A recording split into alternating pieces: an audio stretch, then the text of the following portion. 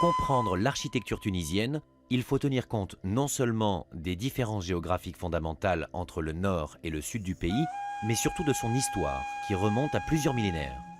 À 60 km de Tunis, le site archéologique d'Utique témoigne du mélange entre la tradition phénicienne et le savoir-faire romain. D'après Pline l'Ancien, la cité d'Utique aurait été érigée en 1101 avant Jésus-Christ par les Phéniciens. En s'unissant avec Rome, elle devint la capitale de l'Afrique romaine. Il ne reste plus grand-chose de cette cité à l'urbanisme régulier, détruite par les Vandales et les Arabes. Autrefois ville portuaire, elle est ensablée aujourd'hui à une dizaine de kilomètres du rivage. L'aspersion d'eau montre la beauté des pavements faits de marbre rose et jaune mélangés au marbre vert d'origine grecque. Quelques mosaïques témoignent encore de la présence romaine. Certaines sont conservées dans des musées célèbres, comme celle appelée « Amour et Dauphin » au Louvre.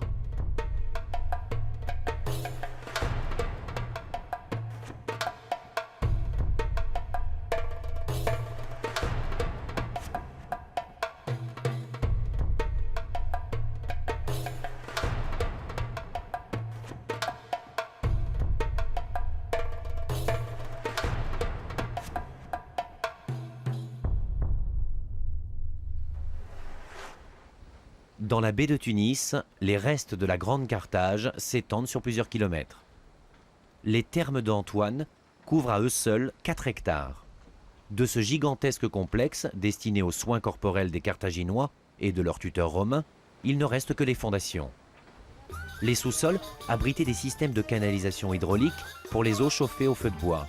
La cité, fondée en 814 avant Jésus-Christ, juste après celle d'Utique, marque un moment majeur dans l'histoire méditerranéenne par l'installation des Phéniciens en Occident.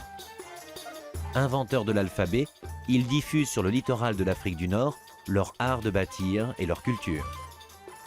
Éternel ennemi des Grecs, puis des Romains, qui la fit tomber en 46 avant Jésus-Christ, Carthage connut un essor important, devenant la 3e ville de l'Empire romain, après Rome et Antioche. Détruite par les barbares vandales, reprise par les Byzantins, puis les Arabes, elle finit comme carrière de marbre pour édifier les mosquées de Tunis.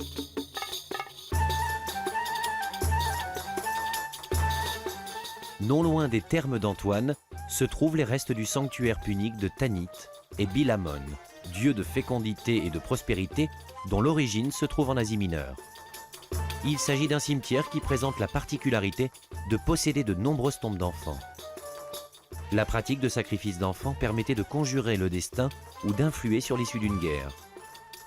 Sur cette guillotine, l'enfant posait sa tête, plaçant ses avant-bras sur les appuis. Il était décapité avant d'être brûlé. Par la suite, les animaux remplacèrent les enfants. Une voûte fut construite par les Romains afin de faire passer une route sans détruire le site funéraire, marquant ainsi un respect pour les morts, même s'ils n'étaient pas les leurs.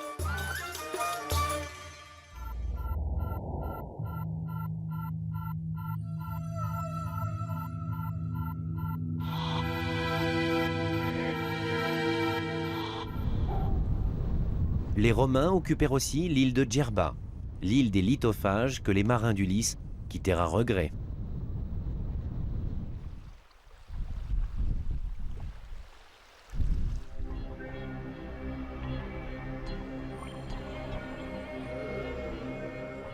Tout au bout du sud-est de l'île, les restes du fort romain de Borj-Castille, au mur épais, protégeaient des invasions maritimes.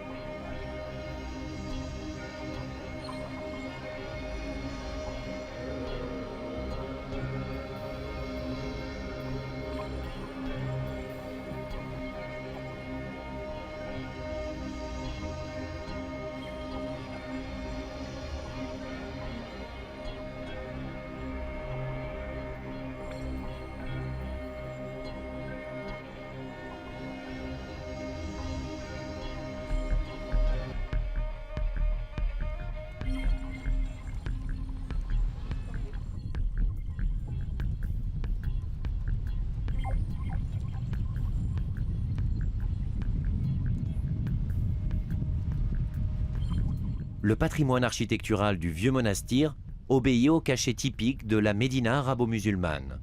À partir du XIIe siècle, lors de la dynastie des Hafsides, tout s'organise autour de la grande mosquée et de la Kasbah, qui symbolise le pouvoir et l'autorité à la fois religieuse, politique et militaire. Souk et commerce s'articulaient autour du riba et de la grande mosquée. L'édification au 8e siècle des ribas, sorte de couvent-forteresse qui ponctue les côtes tunisiennes, trouve son origine dans la lutte que se livrèrent le monde chrétien et le monde musulman. Construit en 796, certainement le plus ancien et le plus grand du Maghreb, le riba de Monastir subit des transformations jusqu'au 19e siècle.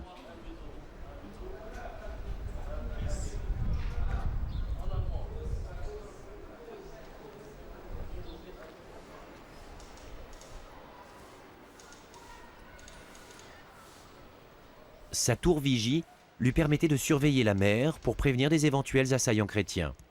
La nuit, elle servait à envoyer des signaux lumineux aux autres ribas des villes voisines et le jour, de base pour l'envol des pigeons voyageurs.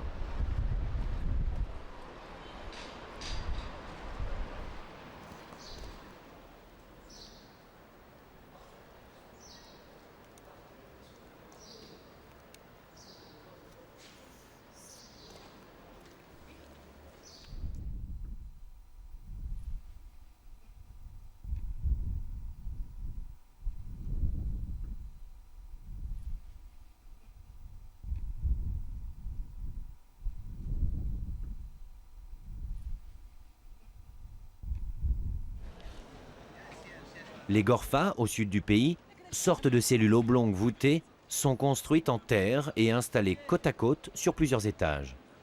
L'ensemble forme un xar, sorte de grenier fortifié qui sert à entreposer le grain et l'huile ou parfois de logement.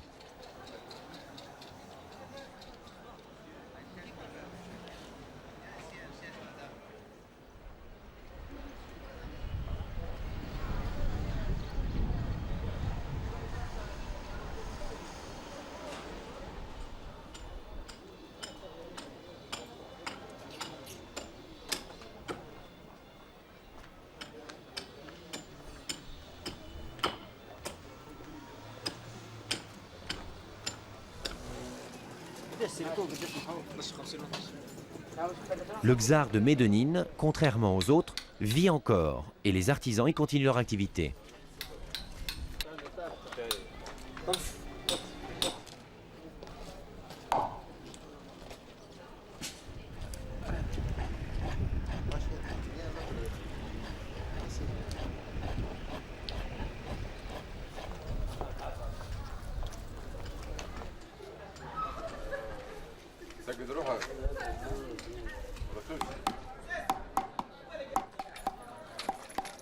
Malheureusement, dans les années 60, la plupart de ces habitations furent détruites et plus de 6000 gorfas furent rasées.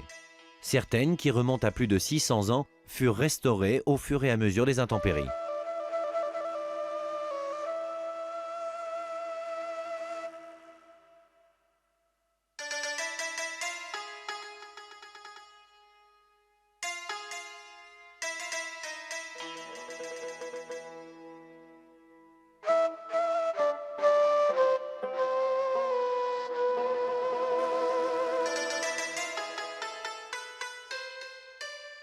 À Farches, l'ensemble architectural a été complètement déserté par ses habitants depuis l'époque du protectorat français.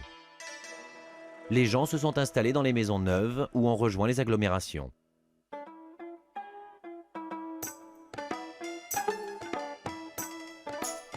Les gorfas ne sont pourtant pas tous désertés et les habitants savent qu'ils constituent une curiosité pour les visiteurs.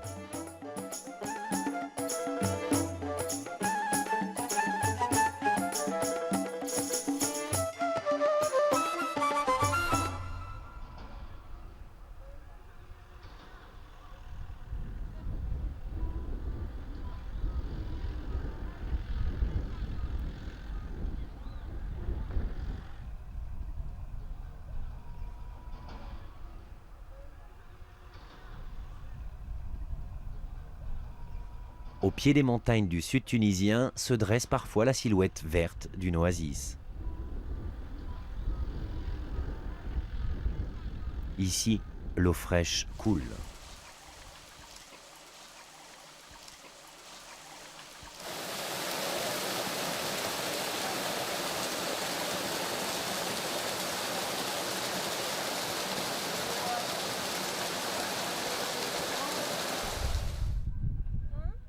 Chibica, l'ancienne ad speculum romain, un poste de garde avancé sur la route entre la côte et l'Algérie toute proche, abrite quelques familles qui vivent au rythme des récoltes.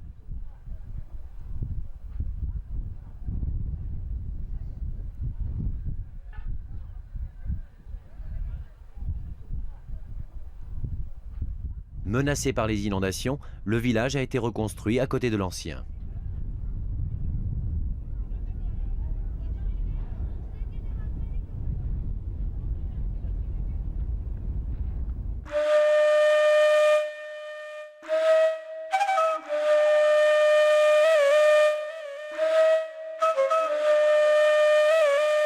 La ville abandonnée de Tamerza apparaît tout en longueur, bordée par l'Oued qui coule tranquillement sur des pierres rongées.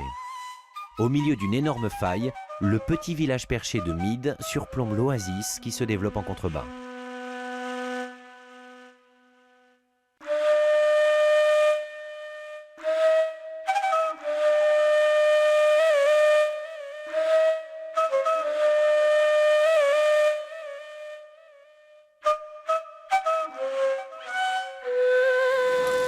Tozeur, la porte du désert. Petite ville de 17 000 habitants, elle possède une médina qui fait l'objet de travaux de rénovation.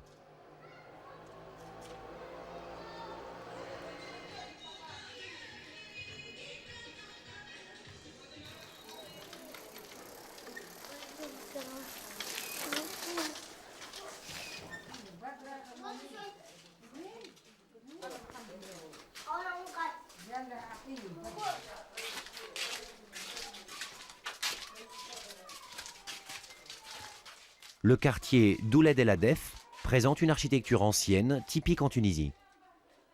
La brique aux couleurs dorées, omniprésente, contribue à ce sentiment d'harmonie.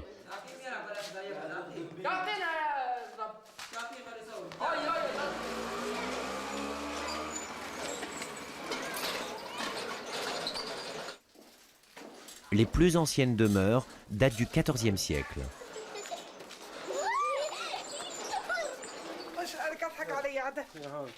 والله انا مهرود يا مهرود وباشا بناقشوا حوالي شعب هيا تعطوني حوايج ها بيصوروا فيا كلمهم وخايف.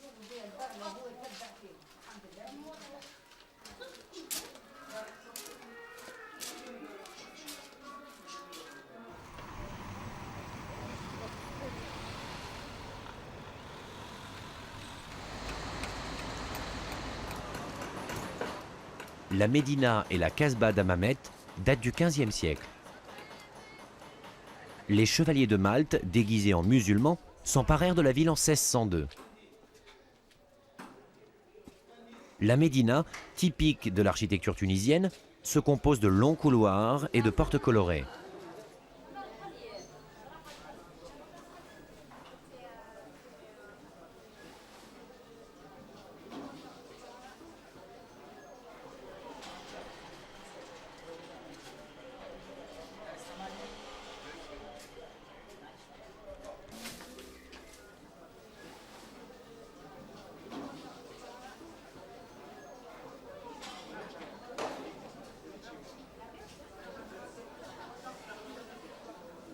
Le long des allées, le calme règne. Les fenêtres sont protégées des regards indiscrets par des mouches arabiées.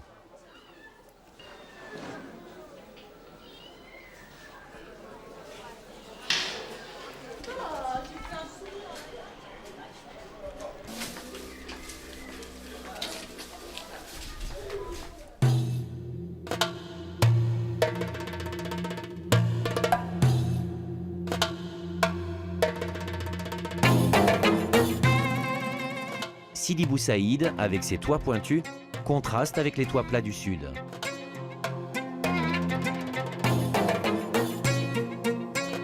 Son architecture a été fortement influencée par les Andalous qui l'occupèrent au XVIe siècle.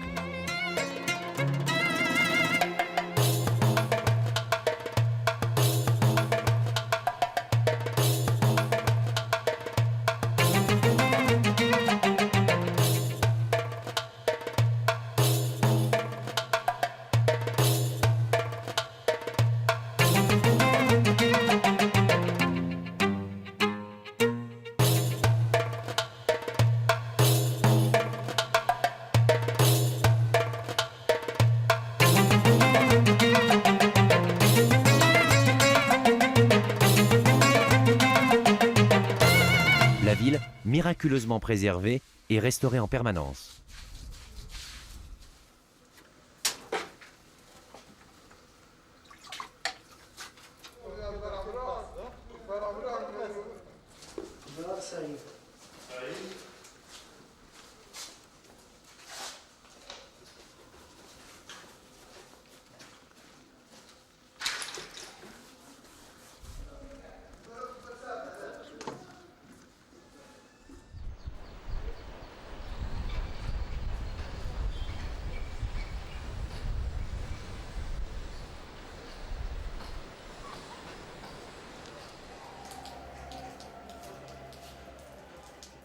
Dar es Sid, jadis demeure d'un notable de Sousse, représente un modèle typique de maison traditionnelle de la bourgeoisie soussienne. Derrière la porte d'entrée, un vestibule écran est destiné à préserver l'intimité des femmes vivant dans la maison. Ce vestibule donne sur un patio, vaste cour aux murs richement décorés de carreaux de faïence. À gauche, une des 3 chambres conçue comme un petit appartement plus ou moins autonome, avec salon et alcôve, peut abriter une petite famille.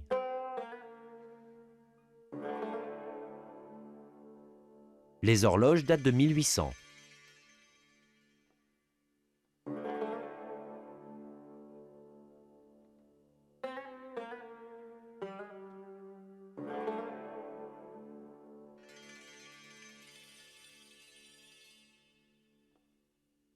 De nombreux portraits ornaient la chambre de la première femme, comme celle du père du propriétaire des lieux, mort en 1982.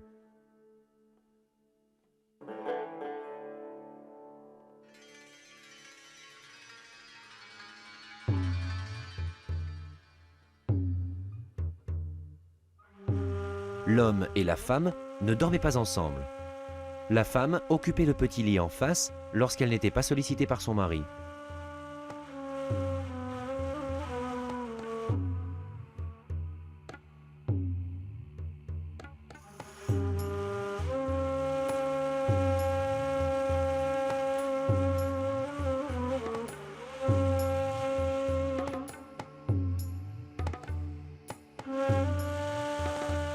Deux tableaux de chaque côté de la table présentent des versets du Coran en fil d'or.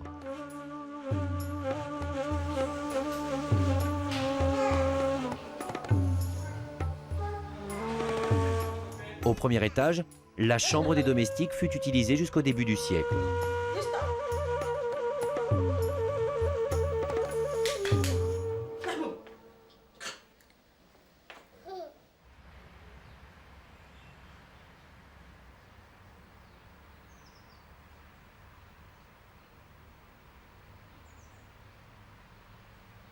L'architecte américain Frank Lloyd Wright déclara un jour « La villa de Georges Sébastien est la plus belle maison que je connaisse ».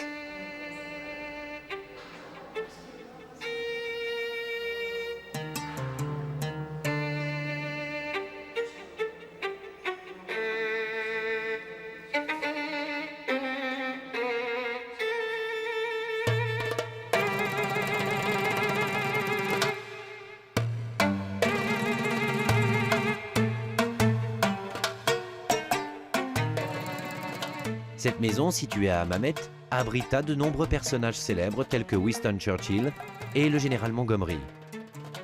Georges Sébastien était un milliardaire qui décida de confier les plans de sa maison à un architecte sicilien vivant à quelques kilomètres de la ville. Subtil mélange entre le style andalou classique et l'inspiration art déco, construite en briques, elle dégage une impression de sécurité et de calme avec ses cours en arcade, ses murs blancs et son mobilier d'origine.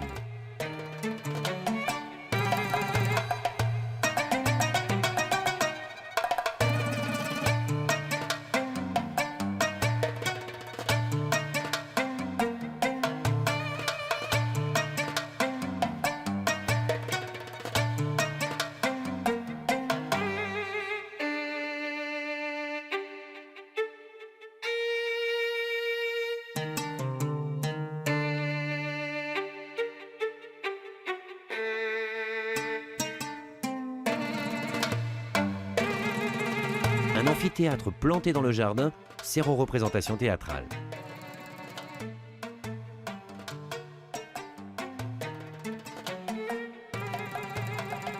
la maison de l'ambassadeur Eda ressemble à un musée.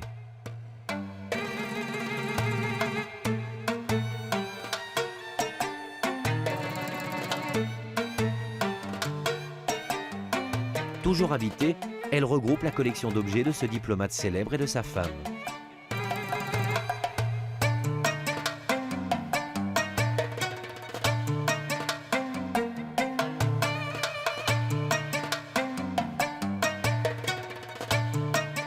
Les pièces constituent un véritable tour du monde et aussi l'histoire d'une vie.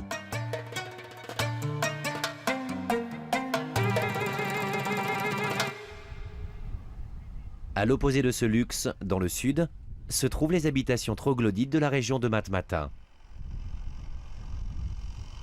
L'existence de ces étranges demeures remonte sûrement à l'époque d'Hérodote, qui mentionne les troglodytes dans les textes du 5e siècle avant Jésus-Christ. À ciel ouvert, un trou circulaire d'une dizaine de mètres s'ouvre sur une cour en terre battue 6 mètres plus bas.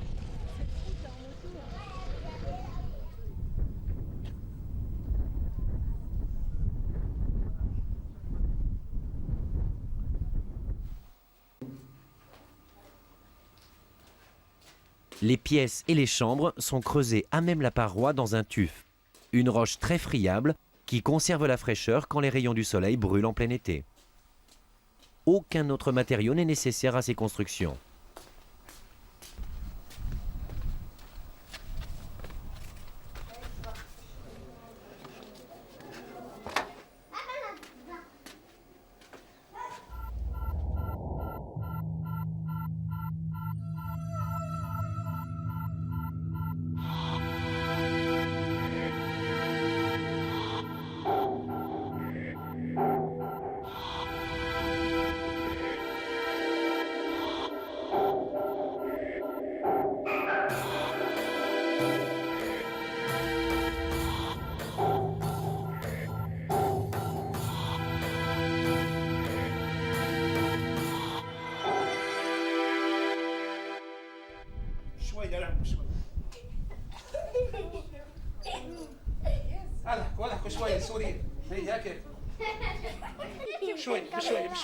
L'habitation troglodyte abrite généralement une ou deux familles.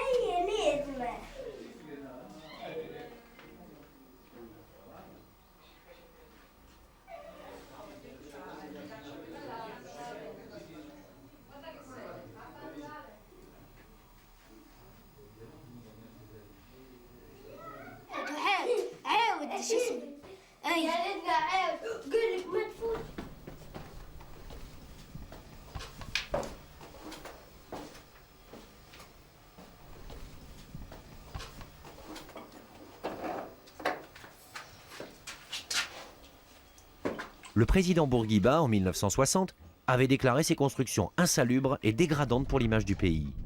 Une ville nouvelle fut construite à Matmata pour reloger ces troglodytes, sans succès.